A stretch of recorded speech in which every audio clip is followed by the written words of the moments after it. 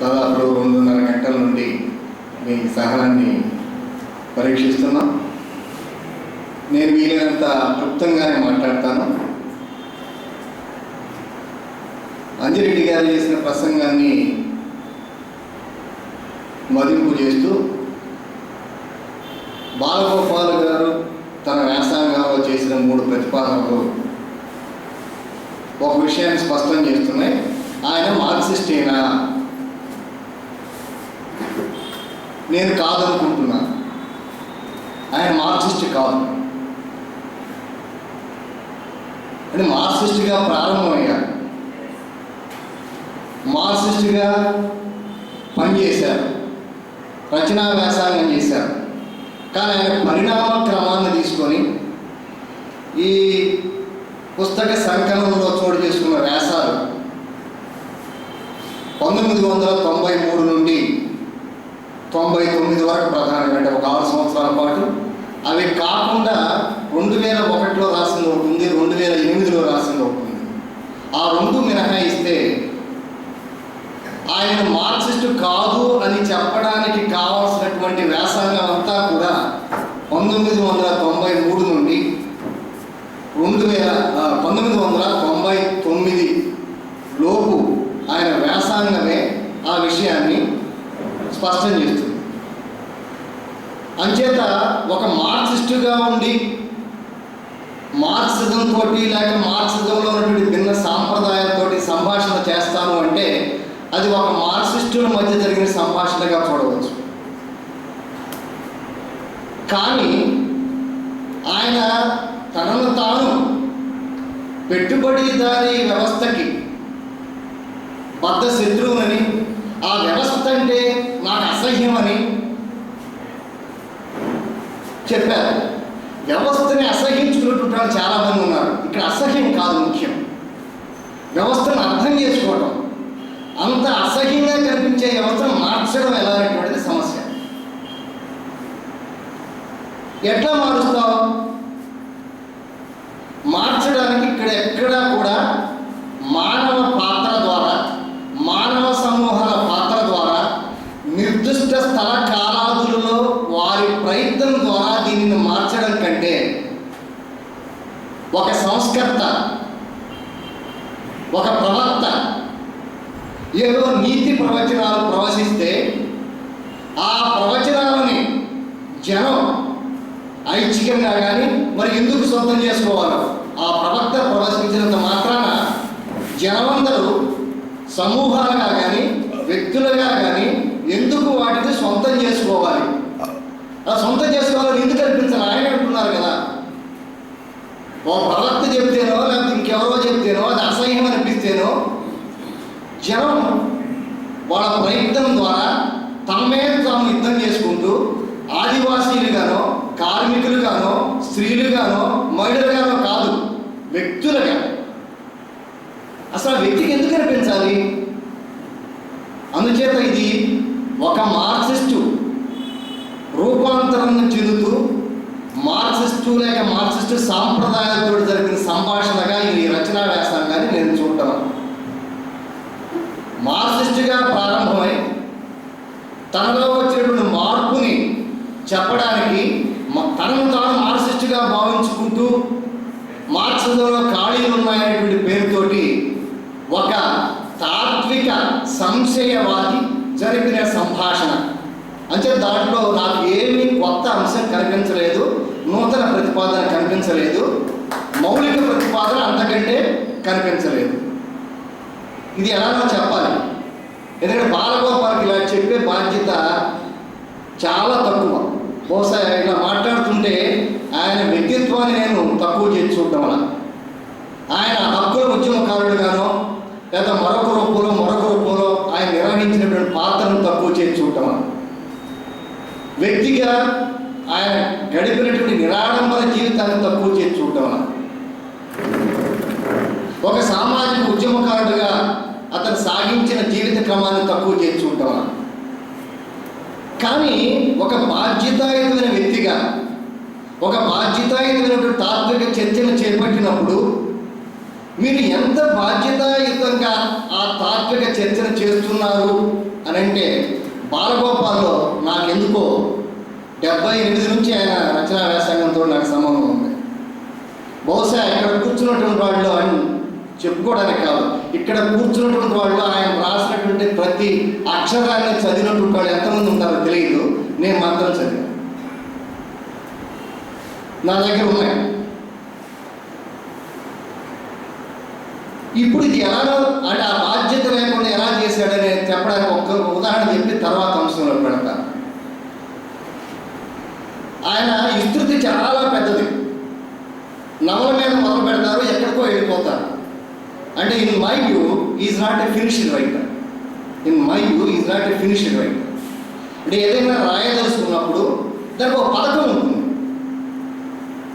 కానీ అది ఎక్కడ బాలగోపాల్లో ఎక్కడ అరుదుగా కనిపించేటువంటిదిగా లక్షణం తప్ప, సర్వసాధారణంగా ఆయనలో కనిపించేటువంటి లక్షణం ఏమిటంటే, రచయితగా ఒక తార్కిక దృష్టితో ఒక విషయాన్ని తగ్గిస్తూ చెప్తున్నప్పుడు చెప్పవలసిన పద్ధతిలో ఎక్కడా చెప్పకుండా విస్తృతి పెంచుకుంటూ విపరీతమైనటువంటి విసురులతోటి వ్యాఖ్యానాలు చేస్తూ పోతుంటాడు, అభిప్రాయాలు వ్యక్తం చేస్తూ పోతుంటాడు.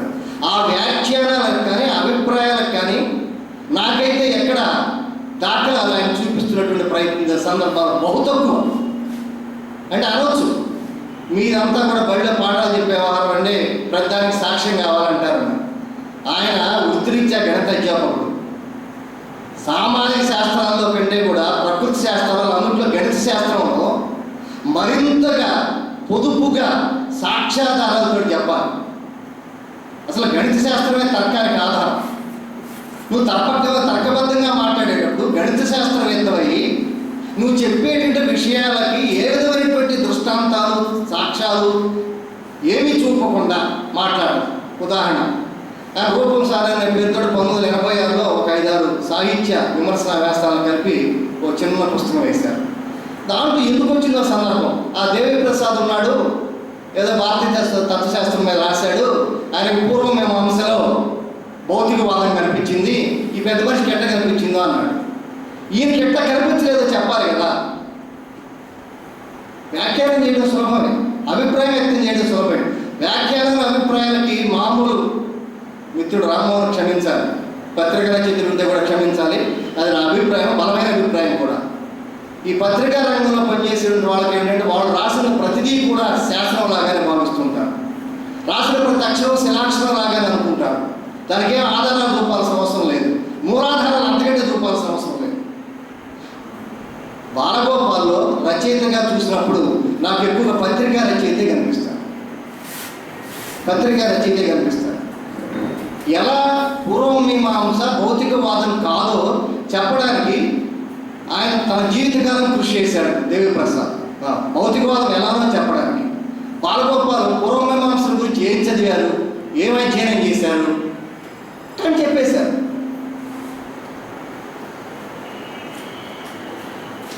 అలానే దీని దగ్గరికి వస్తాయి. ఇప్పుడు అసలు విషయం దగ్గర కొంత బాలగోపాల్ సందర్భం చెప్పడానికి రామ్మోహన్ గారు ప్రయత్నించారు. నేను ఇంకా దాని ఎందుకంటే రియాలిటీ ఈజ్ ఆల్వేస్ కాంక్రీట్, వాస్తవం ఎప్పుడైనా కూడా చాలా నిర్దిష్టమైంది. బాలగోపాలు ఈ చర్చను లేవదీసిన నేపథ్యం సార్వత్రిక స్థాయిలో ఆయన ఎప్పుడు లేవదీయాలి.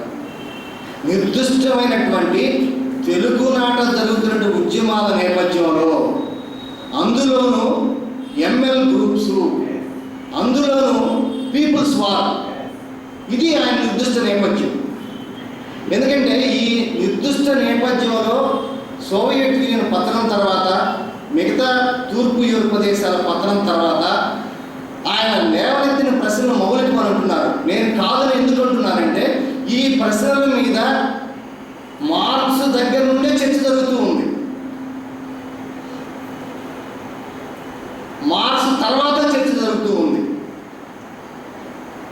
సోవియట్ యూనియన్, చైనా లాంటి దేశాల్లో ఇప్పుడు వాళ్ళు జరిగి అక్కడ సోషలిజం నిర్మిస్తున్నామన్న తర్వాత సమాంతరంగా చర్చ జరుగుతుంది. కమ్యూనిస్ట్ ఉద్యమం చీలిన తర్వాత చర్చ జరుగుతూ ఉంది. ఈ చర్చని బాలగోపాలు 93 వరకు చూడలేదా? దీంట్లో వచ్చిన ప్రశ్నలుగా పరిగణించలేదా? ఒక మేధావిగా, స్వతంత్రమైనటువంటి ఆలోచన చేయగలిగిన వ్యక్తిగా, ఆంధ్రనాట భారతదేశం అంతా కూడా కమ్యూనిస్ట్ ఉద్యమంలో ఉన్నటువంటి వాళ్ళందరూ, మార్క్సిస్ట్ ఉద్యమంలో ఉన్నటువంటి వాళ్ళందరూ ఇనికిడి జ్ఞానం మీదనే ఉంటున్నారు తప్ప స్వతంత్ర ఆలోచన లేదు అని చెప్పగలిగినటువంటి వ్యక్తిగా ఆయన ఈ చర్చని, గత 150 సంవత్సరాలుగా జరుగుతున్నటువంటి చర్చని ఆయన చూడలేదా? అవేవో ఆంధ్రనాట జరుగుతున్న ఉద్యమాలు ఆ నేపథ్యంలో 93 తర్వాత అనగనగా ఒకరోజు క్రీస్తు పూర్వం 2004 ఆగస్టు 24 క్రీస్తు జన్మించాడు, లోకాన్ని సృష్టించాడు, 6 రోజుల్లో 7వ రోజు విశ్రాంతి తీసుకున్నాడు అని ఒక ప్రవచనాలు చెప్పినటువంటి పద్ధతుల్లో ఎందుకు చెప్పవలసి వచ్చింది? ఇది ఆయన నేపథ్యం. ఈ నేపథ్యంలో చూడాలి. ఈ నేపథ్యంలో చూసినప్పుడు ఆయన ఒక మార్క్సిస్ట్ కానీ ఒక పార్టీ సభ్యుడు కానవసరం లేదు. ఒక ఉద్యమంలో ఏదో నిర్మాణంలో ఉండవలసిన అవసరం లేదు. ఒక స్వతంత్ర విధిగా ఉన్నారు ఆయన.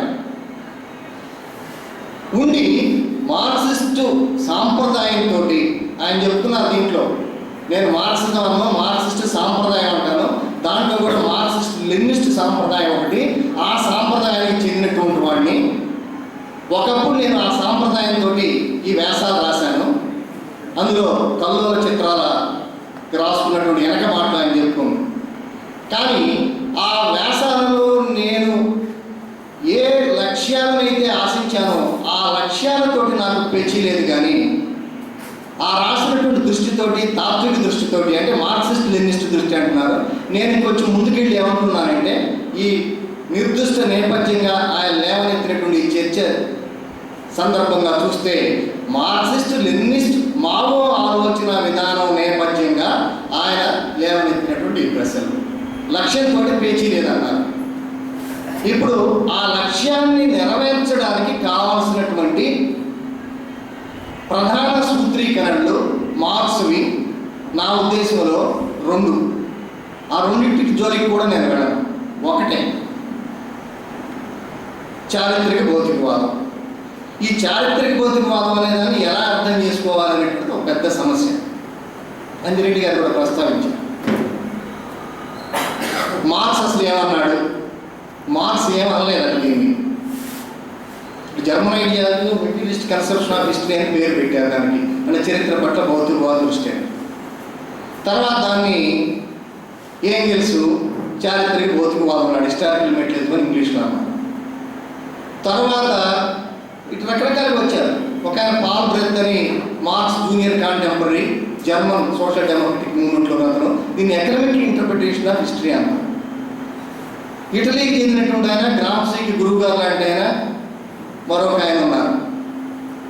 ఆయన దీన్ని ఆర్గానిక్ కన్సెప్షన్ ఆఫ్ హిస్టరీ అన్నారు. కాదు ఇదంతా బాగాలేదు, ఇది రియలిస్టిక్ కన్సెప్షన్ ఆఫ్ హిస్టరీ అని కోల్ అన్నాడు. British socialist. కాదు ఇదంతా బాగాలేదు, మార్క్స్ ఇదేమీ కాదు, సోషలాజికల్ కన్సెప్షన్ ఆఫ్ హిస్టరీ అని ఫైనాన్స్ క్యాపిటల్ రాసినటువంటి గిల్ఫ్రెడింగ్ అన్నాడు. ఇంత చర్చ జరిగింది. ఎట్లా చూడాలి? ఈ చర్చ సారాంశం ఏమిటి? ఈ చర్చ సారాంశం ఏమిటంటే, పేరు ఏదైతేనే మన కన్యాశుల్కంలో గిరీశం అంటాడే, బుచ్చిమ్మ ఎదురుగా కనపడగానే బుచ్చిమ్మను చూసి పేరు అడుగుతాడు. బుచ్చిమ్మ ఓ యంగ్ బ్యూటిఫుల్ వీడియో, కానీ పేరులో ఏముంది లెప్పింది అంటాడు. మళ్ళీ వాట్స్ ఇన్ ద నేమ్. అలానే పేరు ఏమిటి పక్కన పెడితే దాని సారాంశాన్ని ఎలా చూడాలి? ఈ బాలగోపాలు 1993 నుండి 1999 వరకు మధ్యకాలంలో మార్క్సిజం మీద లేవనెత్తినటువంటి ప్రశ్నలలో ప్రధానం ఇది ఆర్థిక నిర్ణయాక వాదం అని చెప్పేటట్టు దీన్ని తీసుకొచ్చారు. మరి ఈ చర్చ నేపథ్యంలో చూస్తే నాకు దానిని అలా అర్థం చేసుకోవడానికి అవకాశం లేదు అనిపిస్తుంది. దీని మీద చాలామంది చేశారు. ఉత్పత్తి అంటే ఏమిటి? భౌతిక ఉత్పత్తేనా? కాదు. ఉత్పత్తి, పునరుత్పత్తి. ఉత్పత్తి అనేటువంటిది కేవలం భౌతిక సంపదను ఉత్పత్తి చేయడంగా చెప్పాలి. ఉత్పత్తి పునరుత్పత్తి అని ఎప్పుడు అంటామో దానిలో ప్రత్యేకించి సాంస్కృతిక ఉత్పత్తి అని చెప్పవలసిన అవసరం లేదు. It is a holistic conception. Holistic, ఒక సమగ్రమైన ఒక భావన. దానిని విడమర్చి చూడగలగాలి. అందుకే ఈ చర్చనంతటినీ కూడా క్రోడీకరిస్తూ హాబ్స్బామ్ ఒక మాట చెప్తాడు. We should note in passing that for Marx and Engels, the real process of production is not simply the material production of life itself. Marx, ఏంగెల్స్కి సంబంధించినంత వరకు ఉత్పత్తి అంటే కేవలం భౌతిక ఉత్పత్తి కాదు, but something broader. To use Eric Wooll's just formulation, it is the complex set of mutually dependent relations among nature, work, social labor and social organization. ఉత్పత్తి అంటే ఇది అనేక సంక్లిష్ట పరస్పర ఆశ్రితాలైనటువంటి, అంటే ప్రకృతి సంబంధమైన, శ్రమ సంబంధమైన, సామాజిక శ్రమ సంబంధమైన, సామాజిక నిర్మాణ సంబంధమైన సంబంధాల సమాహారంగానే దీన్ని చూడాలి తప్ప ఉత్పత్తి అంటే భౌతిక ఉత్పత్తి అని, భౌతిక ఉత్పత్తి పునాదని, ఉపరితలం అని, ఇది కూడా ఒక దురదృష్టం. మార్క్స్ ఈ రెండు బేస్ సూపర్ స్ట్రక్చర్ అని వాడింది 1859లో. అంతకుముందు వాడలే ఆయన. అప్పుడు కూడా ఎందుకు వాడాడు, దీన్ని కూడా చూద్దాం. జర్మన్లో క్యాపిటల్ ప్రచురించడానికి ముందు ఆయన ఆర్థిక అంశాల మీద చేస్తున్న పరిశోధన ఫలితంగా రూపుదిద్దుకున్నటువంటి రాతప్రతుల్ని వీళ్ళని త్వరగా కనీసం సంక్షిప్త రూపంలో తీసుకొద్దాం ఉద్దేశంతో క్యాపిటల్ రాతప్రతులను కొంత సంస్కరించి దాని నిడివి తగ్గించి a contribution to the critique of political economy అనే పేరుతోటి వెలువరిస్తూ దానికి ముందు మాట రాశారు. ముందు మాట రాస్తూ ఈ గత 25 సంవత్సరాలుగా తాను సాగిస్తున్నటువంటి పరిశోధనకి ఆధారభూతంగా ఉండేటువంటి ఒక పరిశోధన సంవిధానం, రీసెర్చ్ మెథడ్ ఏమిటో చెప్పడానికి దాంట్లో ప్రయత్నిస్తూ జర్మనీలో ఆ రోజుల్లో తీవ్రమైనటువంటి సెన్సార్షిప్ ఉంది. ఆ సెన్సార్షిప్ కన్నులు కప్పడానికి, ఈ పుస్తకం నిషేధానికి గురికాకుండా ఉండడానికి ఒక విధమైనటువంటి ఆచ్ఛాదనతో కూడినటువంటి కామఫ్లేజ్ లాంగ్వేజ్ వాడారు. అంటే వాళ్ళకి అర్థమయ్యి అర్థం కాక. ఇది ఆ కాలంలో మామూలు. లెహ్రా కూడా ఒక పుస్తకం రాసి ఆ పుస్తకానికి ఎట్ట పేరు పెట్టాడంటే the development of the monist view of the history. అసలు అది కాదు, సెన్సార్షిప్ నుంచి తప్పించుకోవడానికి. అలా మార్క్స్ కూడా తన మెథడాలజీ, తన పరిశోధన సంవిధానం చెప్పడానికి ఈ విధంగా ఒక విధమైనటువంటి ఆచ్ఛాదనతో కూడి అవతల వాళ్ళని చూడగానే అర్థం కాకుండా ఉండే పద్ధతుల్లో ఈ బేస్ సూపర్ స్ట్రక్చర్ అనేటువంటి ఎనాలజీని, ఒక పోలికని, ఒక ఉపమానాన్ని తీసుకొచ్చారు. దాన్ని పట్టుకున్నారు. అయితే అది కొంత అపభ్రంశానికి గురైన మాట వాస్తవమే. దాన్ని ఏంగెల్స్ అంగీకరించారు. తర్వాత మార్క్స్ కూడా ఒక భిన్న అర్థంలో thank God I am not a Marxist అన్నాడు. అంటే the way it is being interpreted by the self proclaimed Marxist is nothing to do with my own theory, therefore what they said is not of my theory, thank God I am not a Marxist. అది అసలు సందర్భం. అలాగే Engels చెప్పారు. సరే వాళ్ళు ఏం చెప్పారు అది కొద్దిసేపు పక్కన పెడతాం. దీన్ని చూడవలసింది అది బేసు సూపర్ స్ట్రక్చర్ అనేటువంటి అవి ఒక ఆర్గానిక్ హోల్, అంగాంగ సంబంధం కలిగినటువంటి పార్శ్వాలు తప్ప ఒకదానికి ఒకటి అభిముఖంగా ఉన్నటువంటి రెండు స్వతంత్ర నిర్మాణాలు కాదు. ఆ మేరకు పునాది ప్రధాన నిర్మాణం అయ్యి అది మిగతా వాటిని ఏకపక్షంగా ప్రభావితం చేసేటువంటి ఇది కాదు. దాన్ని చూడవలసినటువంటి తీరని దాన్ని చూడవలసినటువంటి తీరు. ఇక్కడ చివరిగా దీనికి సంబంధించి ఒక మాట చెప్పి రెండో అంశానికి పెడతాను. అంచేత ఈ క్రమంలో అంటే బాలగోపాలు ఇది ఆర్థిక నిర్ణాయకవాదం అన్నా, ఇక్కడ ఉత్పత్తి క్రమానికి మనిషికి మధ్య ఉన్నటువంటి సంబంధాన్ని చూడడంలో మార్క్స్లో అగాధాలు ఉన్నాయన్నా, ఇక్కడ చూడవలసింది ఏమిటంటే మనిషి అనేటువంటి దాన్ని ఎక్కడ కనపడతాడు? ఈ ఉత్పత్తి పునరుత్పత్తి క్రమంలో మనిషి ఎక్కడ కనపడతాడు? అసలు మనిషి లేకుండా లేదు కదా. మార్క్స్ మనిషిని ఏమన్నాడు? టూల్ మేకింగ్ యానిమల్ అన్నాడు. ఆ పెద్ద మనిషి బెంజమిన్ ఫ్రాంక్లిన్ ఉపయోగించినటువంటి పరికరాలు, ఆ పరికరాల ద్వారానే మానవుడు మానవుడిగా పరిణమించాడు తప్ప మానవుడితో సంబంధం లేకుండా ఒక ప్రాకృతిక సిద్ధమైనటువంటి జీవిగా ఇతను కానీ రెండు కాళ్ళ జీవిగా ఉన్నట్లయితే మానవ సమాజం అనేటువంటిది ఆవిర్భావం జరగదు. అచేత మానవ సమాజం ఆవిర్భావం ఏంటంటే దాంట్లో మానవుడి పాత్ర లేకుండా అసలు జరగదు. ఇది ఈ మానవుడి పాత్రను చూడడంలో మార్క్స్ మీద సమస్య ఉంది. ఆయన మనిషిని గుర్తించలేదని, మనుషుల్లో ఉన్నటువంటి బాలగోపాల మాటలు చెప్పాలంటే అనేక వికారాలను గుర్తించలేదని, ఆ వికారాలు కాల్పనిక సాహిత్యం అయితే బాగా బయటకు వస్తాయి కనుక కాల్పనిక సాహిత్యం ద్వారా మార్క్స్ దాన్ని సంస్కరించమని బాలగోపాల్ చెప్పిన నేపథ్యంలో చూసినప్పుడు సామాజిక శాస్త్రాలకు కాల్పనిక సాహిత్యానికి ఉన్న మౌలిక తేడాను కూడా గుర్తించాలి. కాల్పనిక సాహిత్య పాత్రను కాదనం. అక్కడ శ్రీశ్రీ చెప్పినట్టు రవి కాంచని చోటుని కవి కాస్తాడు. అట్టనే కాల్పనిక సాహిత్య సృష్టి చేసేటువంటి వారికి హద్దులేమి ఉండవు, దాని పరిధి చాలా ఎక్కువ. సామాజిక శాస్త్రాలకు వచ్చినప్పుడు దానికి అంత పరిధి ఉండదు. అలానే ఇక్కడ ఇంకోటి, సామాజిక శాస్త్రాలకు వచ్చినప్పుడు పరిధి ఎందుకు ఉండదు అంటే సామాజిక సంబంధమైన విషయాలను మీరు చూడాలి అన్నప్పుడు ఎట్లా చూడాలి? దీని పరిశోధన సంవిధానం కావాలి. ఎట్లా కావాలి? పరిశోధన సంవిధానం అనేటువంటిది ప్రాతినిధ్యపూర్వకంగా ఉంటుంది తప్ప పరిశోధన సంవిధానం అనేటువంటిది సమాజానికి సంబంధించి కానీ ప్రకృతికి సంబంధించి కానీ ప్రాతినిధ్యపూర్వకంగా ఉంటుంది తప్ప ఆ నమూనాని యావత్తు అధ్యయనం చేయటం అనేటువంటిది ఉండదు అసలు. ఉదాహరణకి మనకి జ్వరం వచ్చింది, ల్యాబ్కి వెళ్తాము, మన మలేరియా వచ్చిందనో డెంగ్యూ ఫీవర్ వచ్చిందనో లేకపోతే ఏదో చెప్తారు. ఎలా చెప్తారు? ఇంత రక్తం తీసుకుంటారు, 2 మిల్లీలీటర్లో 3 మిల్లీలీటర్లో తీసుకొని దానిలో ఎంత పరీక్షిస్తారు? చాలా తక్కువ.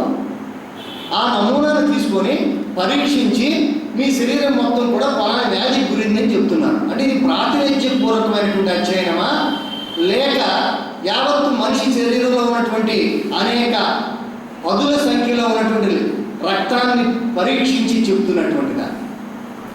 ఏ లక్షణాలు ఉంటే ఈ వ్యాధి వస్తుందని చెబుతారు. అలాగే నలుగురు చూసిన తర్వాత నలుగురికి ఈ లక్షణాలు ఉండటం వల్ల ఈ వ్యాధి వచ్చిందంటే 5వ మనిషి వచ్చినప్పుడు ప్రాతినిధ్యపూర్వకమైనటువంటి పూర్వపు నిర్ధారణ ఆధారంగా ఇతనికి బహుశా డెంగ్యూనో లేకపోతే మలేరియానో చెప్తారు. సామాజిక శాస్త్రాలకు వచ్చినప్పుడు కూడా అలాంటి ప్రాతినిధ్యపూర్వకమైనటువంటి ఇదే ఉంటుందే తప్ప నిర్దిష్ట స్థల కాలాలు తీసుకొని చూసినప్పుడు మార్క్స్ కాలంలో కానీ మార్క్స్ తర్వాత కానీ ఇటీవల కానీ నిర్దిష్ట స్థల కాలాదుల్లో మనం అధ్యయనం చేసే సామాజిక విషయాన్ని ప్రాతినిధ్యపూర్వకంగా అధ్యయనం చేసి చెప్తాం తప్ప ప్రతి అంశాన్ని కూలంకషంగా పరిశీలించి చెప్పడానికి సాధ్యం కాదు. అన్న ఉడికిందా లేదంటే 2 ముద్దులు పుట్టుకొని చూస్తాం, ప్రాతినిధ్యపూర్వకమైంది. ఇక్కడ ఉత్పత్తి సంబంధంలో భాగంగా మనిషిని చూడలేదనడం కానీ అసలు మనిషి లేకుండా ఉత్పత్తి లేదు, మనిషి లేకుండా మనిషి సమాజం లేదు, మనిషి లేకుండా మనిషి ప్రయత్నం లేకుండా మనిషి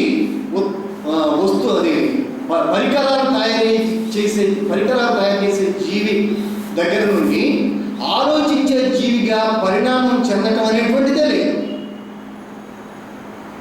అందుచేత ఈ ఉత్పత్తి పునరుత్పత్తి అనేటువంటి సంక్లిష్ట క్రమంలో అసలు మనిషి పాత్ర లేకుండా, హ్యూమన్ ఏజెన్సీ లేకుండా, మానవ అంశ పాత్ర లేకుండా మార్పు సాధ్యమా? దానిని మార్క్స్ తన పరిశోధనా సంవిధానంలో వర్గ ప్రాతిపదికగా ఒక నమూనాను తీసుకొని, బ్రిటిష్ సమాజాన్ని కూడా ఆయన యావత్తు తీసుకొని ఒక నమూనాగా తీసుకున్నాడు. ఒక ఊహతోటి బయలుదేరాడు. ఒక ఎజంప్షన్ తోటి రెండు సమూహాలు దాని సమాజం చూసినప్పుడు అక్కడ జరుగుతున్నటువంటి దీనిలో ఈ రెండు సమూహాలు ఆ సమాజ మార్పు గమనంలో ఎలాంటి ప్రాతినిధ్య పాత్ర నిర్వహిస్తున్నాయి, ఏ మానవ సమూహం ద్వారా లేదా ఈ ఇరు మానవ సమూహాలు లేక వర్గాల ద్వారా వాటి పరస్పర ఆశ్రిత సంబంధం ద్వారా సంపర్కం ద్వారా సంసర్గం ద్వారా ఏ విధంగా అక్కడ చారిత్రక గమనం మారుతుంది అనేటువంటి దాన్ని ప్రాతినిధ్యపూర్వకంగా చెప్పడానికి ప్రయత్నించారు తప్ప యావత్ బ్రిటిష్ సమాజంలో ఉన్న పెట్టుబడిదారులు, యావత్ బ్రిటిష్ సమాజంలో ఉన్న కార్మికులు, లేకపోతే యావత్ బ్రిటిష్ సమాజంలో ఉన్నటువంటి మిగతా వీరిని ఒక్కొక్కరిగా తీసుకొని అధ్యయనం చేసి చెప్పడం అనేటువంటిది అసంభవం. సో బాలగోపాల్ అన్నట్టు కొంతసేపు ఆయన విమర్శను అంగీకరిద్దాం. అంటే కార్మిక వర్గం అనేటువంటిది ప్రాతినిధ్యం వహించి యావత్ సమాజాన్ని విముక్తి చేసేటువంటి బాధ్యత అది మీద వేసుకుంటుంది అనేది ఒక ప్రశ్న అయితే, అది సర్వకాల సర్వావస్థల్లో మిగతా వాళ్ళందరినీ కూడా మేనేసుకొని యావత్ సమాజ విముక్తికి పోరాడుతుందా అనేటువంటి ప్రశ్న కొంతసేపు ప్రశ్నగా తీసుకుందాం. కొట్టేద్దాం. బాలగోపాల్ చెప్పినట్టు అసలు కార్మిక వర్గానికి ఆ పాత్ర లేదనుకున్నాం. నిర్దిష్ట స్థల కాలాలలో ఎవరికి ఉంది, ఏ రూపంలో ఉంది చెప్పాలి కదా. ఒక సామాజిక విశ్లేషకుడిగా, సామాజిక శాస్త్రవేత్తగా మీకేదో ఆదర్శ లక్ష్యాలు ఉన్నాయంటున్నావు కదా, ఆ ఆదర్శ లక్ష్యాలు చేరుకోవడానికి మానవ అంశని ఏ రూపేణ వ్యవస్థీకృతం చేయడం ద్వారా నువ్వు అనుకునేటువంటి మార్పు రావడానికి అవకాశం ఉంది. ఆయన ఎక్కడ చెప్పాలి. చెప్పింది ఏమిటంటే చెప్పాను కదా ఇందాక నేను, ఆదివాసీలుగా, కార్మికులుగా, మహిళలుగా కాదు, వ్యక్తులుగా చైతన్య పూరితులై సమాజ మార్పుని కోరుకుంటారు. ఇది మొదటిదండి. అంటే ఎందుకు ఆయన మార్క్సిస్టు సాంప్రదాయంతో సంభాషణ చేయలేదు. ఈ నిర్దిష్ట తెలుగునాట ML group, people's war group నేపథ్యంగా ఆయన లేవనెత్తినటువంటి చర్చ నేపథ్యంగా బయలుదేరి ఇంకొంచెం మన విస్తృతిని పెంచుకొని మార్క్సిస్ట్ సిద్ధాంతం, అభివృద్ధి క్రమాన్ని, దాని చరిత్రను తీసుకొని చూసినప్పుడు బాలగోపాల్ లేవనెత్తారు అనుకుంటున్నటువంటి మౌలిక ప్రశ్న, నేను అనుకోవడం మౌలిక ప్రశ్న ని ఏ విధంగా చూడాలి. అసలు పరిశోధన సంవిధానం ఉందా బాలగోపాలకి? ఉంటే అదేంటి? Marks yes కొట్టేద్దాం. మీ పరిశోధన సంవిధానం ఏంటి? మౌలిక ప్రశ్న అంటే ఎప్పుడు అవుతుందంటే అవతల దాన్ని ప్రశ్నించిన తర్వాత అంతకు పూర్వం ఉన్నటువంటి దాన్ని కాదని కొత్తగా నువ్వు చెప్పి దాని ద్వారా నేను ఆశిస్తున్నటువంటి మార్పు ఈ పద్ధతుల్లో రావడానికి అవకాశం ఉంది అని అంటే అన్ని సందర్భాల్లో కూడా ప్రతిపాదించాల్సిన అవసరం కూడా లేదు. అసలు నీదేంటి చెప్పండి.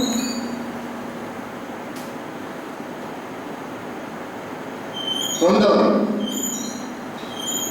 ఎక్కువసేపు మాట్లాడండి. రెండవది,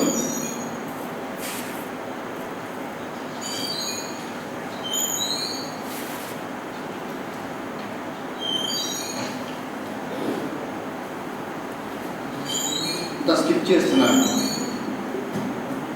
ఈ వ్యాస సంకలనంలో ఆయన దళిత ఉద్యమాల మీద, తెలంగాణ ఉద్యమం మీద, లేదా ఆదివాసీల ఉద్యమం మీద ఇట్లాంటి కొన్ని ప్రతిపాదనలు చేశారు. అలాగే పోస్ట్ మోడర్నిజం మీద, ఎందుకంటే చాలా వచ్చాయి కాబట్టి ఇక్కడ చూస్తే కానీ ఆయన మార్క్సిస్ట్గా బయలుదేరి మార్క్సిస్ట్ సాంప్రదాయంతో సంభాషణ చేశాను అనుకొని ఆయన చెప్పకుండానే చెప్తూ ఉన్నటువంటి పరిశోధన సంవిధానం ఏమిటో వీటిని చూసినప్పుడు కానీ మనకు అర్థం కాదు. ఆయన అన్నారు ఆధునికానంతరవాదం విషయం మీద ఒక ఇంటర్వ్యూ చేశారు. ఇక్కడ ఒక పక్కకి వెళ్తాం కానీ ఒక్కొక్కసారి ఐకాన్స్ని బిల్డ్ చేస్తాం, ఐకాన్స్ని పక్కకొట్టాలి కూడా. బాలగోపాల్ విషయం కూడా అదే.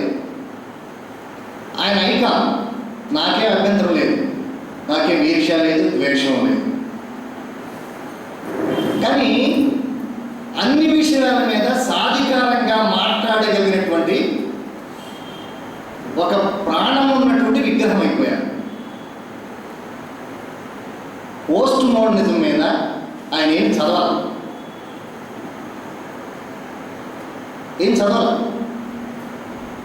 కానీ ఆ పత్రిక వాళ్ళు చేస్తారు, చేసి రాసేవాళ్ళు రాస్తారు.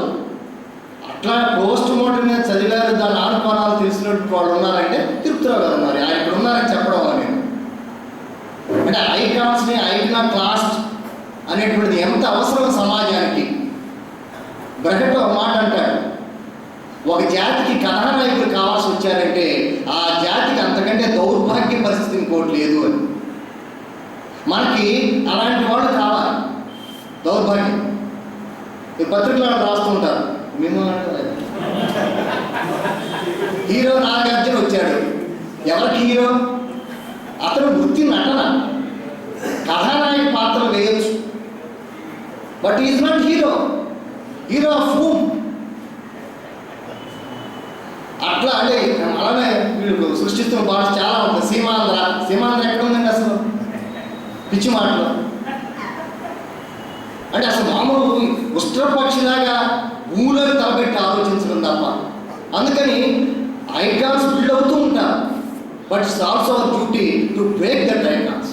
So also we should break icon called Balagopal against the background of a concrete context. ఆయన చెప్తారు,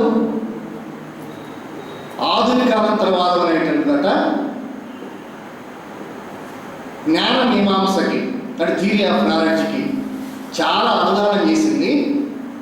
విష్ణు స్తోత్రాన్ని, నారాయణ స్తోత్రాన్ని, లలిత సహస్రనామాన్ని చదివినట్టు రోజువారీ గంట తెలుగునాట సంసిద్ధంగా పెట్టుకునే సిద్ధాంతాలని జేబులో పెట్టుకొని తిరిగే వాళ్ళందరూ కూడా వీటన్నిటిని పారాయణం చేయాలట. కారణం ఏమిటంటే గిడసబారిపోయినటువంటి మార్క్సిస్ట్ సాంప్రదాయానికి దీని నుండి పునరుత్తేజం పొందడానికి కావాల్సినటువంటి ఇది వస్తుందట. ఎందుకు దీన్ని ఇంత కటువుగా చెప్తున్నానంటే, ఒకటి చదవలాయన, రెండవది అది జ్ఞాన సిద్ధాంతానికి చేయగలిగిన అనుదానం ఉంది.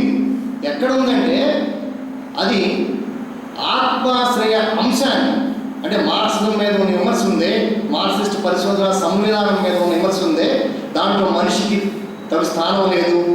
అది ఒక్కోసారి మొత్తాన్ని వస్తు రూపేణనే చూస్తుంది, ఆబ్జెక్టివిటీ అనే పేరుతోటి, వస్తుగత తత్వం అనే పేరుతోటి. ఆ క్రమంలో మనిషి పాత్రకి ఇవ్వవలసిన ప్రాధాన్యత తగ్గుతుంది అనే క్రమంలో ఆ మేరకు మార్క్సిస్టు జ్ఞాన సిద్ధాంతం రూపుదిద్దుకునే క్రమంలో ఆత్మశ్రయాంశానికి విలువ ఇవ్వటం లేదనేటువంటిది చాలా సందర్భాల్లో జరిగింది. దానిని సరిదిద్దుకోవడానికి ఇది కొంత దోహదం చేయవచ్చు. కానీ అసలు మార్క్సిజానికి ఆధునిక అనంతరవాదానికి ఉన్నటువంటి సంబంధాన్ని చూడాలి. ఆధునికానంతరవాదం అనేది it's basically it is a criticism on enlightenment. Basically it's a criticism on enlightenment. Tirupathirao గారు ఉన్నారు, వికాస యుగం మీద, వికాస యుగ తత్వం మీద అది విమర్శ. అది ఎంతవరకు వెళ్ళిందంటే వస్తుగత వాస్తవం ఏమీ లేదు, ఉన్నదల్లా ప్రతిమే. వాళ్ళు భాషతో చాలా విన్యాసాలు చేస్తుంటారు. సిముల్క్రమ్ అంట, సిముల్క్రమ్ ఆయన ఇంగ్లీష్ ప్రొఫెసర్ కదా. సిములాక్రమ్ అంటే ఏమిటంటే there is nothing like in objective reality, whatever you see is only an image. ఇంకా మనకు అర్థమయ్యే భాషలో చెప్పాలంటే మీరు చెప్పే వాస్తవం ఎలాంటిదంటే ఉల్లిపాయ లాంటిది. ఉల్లిపాయ ఒక్కొక్క పొర తీసుకుంటూ పోతే చివరికి ఏం మిగులుతుంది? ఏం మిగులుతుంది. అలాగే వస్తుగత వాస్తవము, లేకపోతే భౌతిక పునాది, లేకపోతే ఉత్పత్తి సంబంధాలు, పునరుత్పత్తి సంబంధాలు, ఇవి సమాజానికి ఆధారం. వీటిని మార్చే క్రమం మానవుడి ద్వారా జరుగుతూ ఉంటుంది. ఈ క్రమంలో మానవుల సమూహాలుగా వేరు పేరుతో పోగొతూ ఉంటారు. వారి పరస్పర ఆశ్రిత సంబంధాలు సంసర్గం ద్వారా అది మారుతూ ఉంటుంది. అని చెప్తూ ఉంటామే, దానిని కొట్టారు. అది మార్క్స్దాన్ని కొట్టడానికి వచ్చింది. దీని మీద మన భారతీయుడు కాదు, పాకిస్తాన్ పౌరుడు, ఇప్పుడు భారతదేశంలో స్థిర నివాసం ఏర్పరచుకున్నాడు, ఐజాజ్ అహ్మద్ అని 1996లో ఒక వ్యాసం రాశారు. ఈ ఆధునికానంతరవాదం అనేటువంటి దాని మీద విమర్శగా ఆధునికానంతరవాద ప్రతినిధి డెరిడా నాయకుని తీసుకొని ఆయన మార్క్స్ మీద రాసినటువంటి ఒక ప్రసంగ వ్యాసాన్ని ఆధారం చేసుకొని రాశారు. దాని ఇంతవరకు ఎవరు కూడా ఆధునికానంతరవాదం కాదన్నారు. 96 మీద వచ్చింది. బాలగోపాల్ చదివి ఉండాలి కదా, అంత ప్రధానమైనటువంటి వ్యాసం, ఒక భారతీయుడు రాసినటువంటి వ్యాసం. నువ్వు ఇది 98లో ఇచ్చారు ఆయన ఇంటర్వ్యూ. 2 సంవత్సరాల వ్యవధి ఉంది కదా, దీని మీద దొరుకుతుంది, చర్చ జరిగాలి కదా.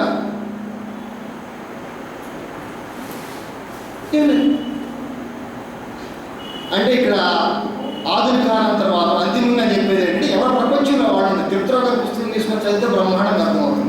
99లో వచ్చి ఆయన ఎప్పుడూ రాశారు పాపం, ముద్రణ ఆలస్యమై 99లో బయటకు వచ్చింది.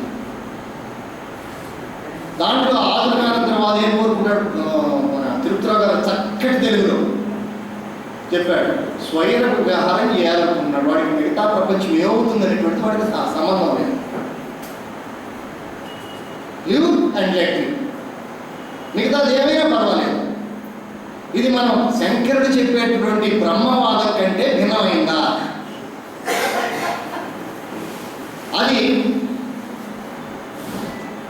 మన వికాసయుగ తత్వాన్ని దానిని ఆధారం చేసుకొని మార్క్స్ ముందుకు వచ్చాడు. వికాసయుగ తత్వం దగ్గర మార్క్స్ ఆగల,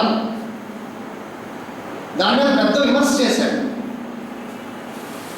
హోలీ ఫ్యామిలీ అనేటువంటి గ్రంథంలో critical battle against French materialism.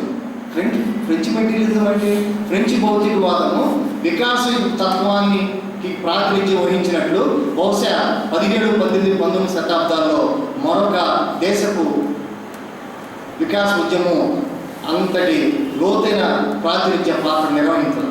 దాని మీద ఆయన 10 పేజీలు విమర్శ చేశాడు. ఈయన డాస్తోయెవ్స్కీ కాంటెక్స్ట్లో మాట్లాడుతూ డాస్తోయెవ్స్కీ అభ్యుదయవాదులను ఏ విధంగా తిట్టాడో ఈ వ్యాసంగంలో చెప్తాడు. అభ్యుదయవాదులందరూ కూడా మూర్ఖులు, దాన్ని చాలా ఆమోద దీంతో ఈయన ఉటగించారు. డాస్తోయెవ్స్కీ విమర్శ చేశాడు. డాస్తోయెవ్స్కీ చేసింది ఏ కాంటెక్స్టు? ఫ్రెంచి వికాస యుగం, దాని ఫలితంగా